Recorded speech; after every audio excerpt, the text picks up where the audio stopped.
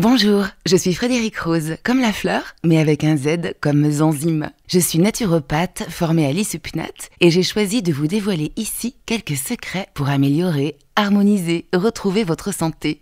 Chaque mois, vous pourrez découvrir en quelques minutes les merveilleuses ressources de vos intestins et de votre pouvoir d'auto-guérison pour rebooster votre vitalité. 30 épisodes à écouter sans modération.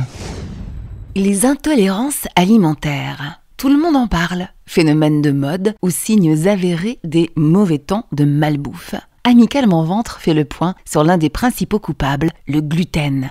Du latin glu, colle, il est formé par l'humidification d'une pâte et résulte d'un mélange de protéines élastiques qui se trouvent dans plusieurs céréales. Le blé, le seigle, l'avoine, l'orge, l'épeautre, le camut, le froment. L'une de ces protéines, la gliadine, est devenue une sorte d'ennemi public numéro 1 et pour cause. Elle serait impliquée dans 3 scènes de crime. L'allergie au gluten, la maladie cœliaque et l'hypersensibilité ou SII ou porosité intestinale ou encore perméabilité intestinale. Alors comment les différencier ? L'allergie, d'abord, qui touche 0,2% des Français. C'est un emballement du système immunitaire qui se déclare généralement pendant l'enfance. Le corps identifie cette protéine comme un agresseur. Les symptômes, qui apparaissent entre quelques minutes et jusqu'à 2 heures après l'absorption du gluten, sont variables. Œdème, démangeaisons, difficultés respiratoires, perte de connaissance, douleurs abdominales, vomissements. L'unique solution, comme pour toutes les allergies alimentaires, l'éviction totale et stricte du gluten.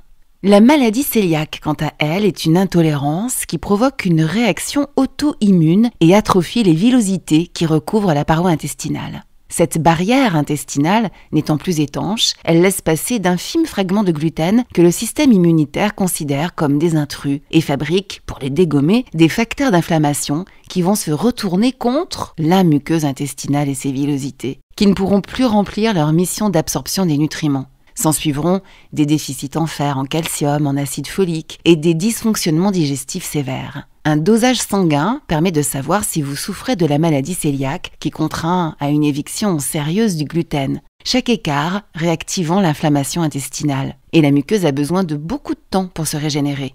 Seuls 10 à 20% de la population atteinte de la maladie cœliaque serait diagnostiquée. Ça fait quand même beaucoup de gens qui souffrent et qui en ignorent la cause.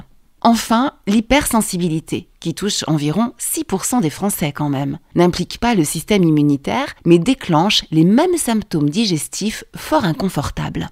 Pas de bilan sanguin pourra la confirmer, aussi c'est une fois écarté la maladie cœliaque et l'allergie qu'on soupçonnera cette colopathie. Aujourd'hui, on explore 2 pistes pour trouver le coupable, les inhibiteurs de l'amylase trypsine, fabriqués par les plantes pour se protéger, ou les fructanes, qu'on retrouve, comme par hasard, dans le blé. Les fructanes, tiens, ça ne vous rappelle rien ? Eh oui, ce sont ces fameux sucres, ces glucides peu ou pas absorbés et fermentescibles, aussi nommés FODMAP, dont je vous parle dans l'épisode 23 d'Amicalement Ventre. CQFD, si vous souffrez encore de ballonnement, de flatulence, de constipation, de diarrhée, en ayant éliminé le gluten de votre vie, que vos IgA et vos IgE sont dans les clous, eh bien, penchez-vous sur votre tolérance au FODMAP et réparez votre tuyauterie.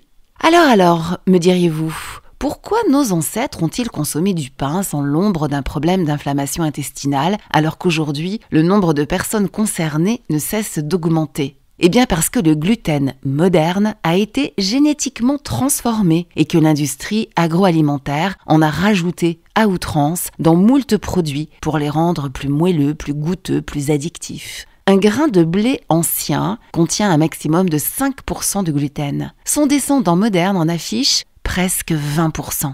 Ce mauvais tour de magie a été réalisé à la vitesse de la lumière et n'a pas du tout laissé le temps à nos organismes de s'adapter à cette glu qui se colle aux parois de nos intestins, créant de l'inflammation et de la malabsorption. Le temps, justement, celui qu'on n'accorde plus à la pâte à pain pour lever grâce aux bactéries qui prédigèrent le gluten, laissant tout le boulot à notre système digestif. En résumé, régalez-vous de sarrasin, de riz, de quinoa, de petits épeautres, de végétaux pauvres en FODMAP. Privilégiez les aliments réparateurs de vos intestins, comme l'huile de coco, la L-glutamine. Adoptez les oméga 3. Virez les aliments pro-inflammatoires et pensez aux plantes drainantes, aux bourgeons de cassis ou de noyer, ou à la grande nettoyeuse, la chlorophylle. Une consultation en naturopathie vous aidera grandement. Signe extérieur de santé. Pour le prochain épisode, Amical Mon Ventre explorera votre langue et vos ongles, vos iris et vos oreilles, un bilan morphologique qui en dit long. À bientôt.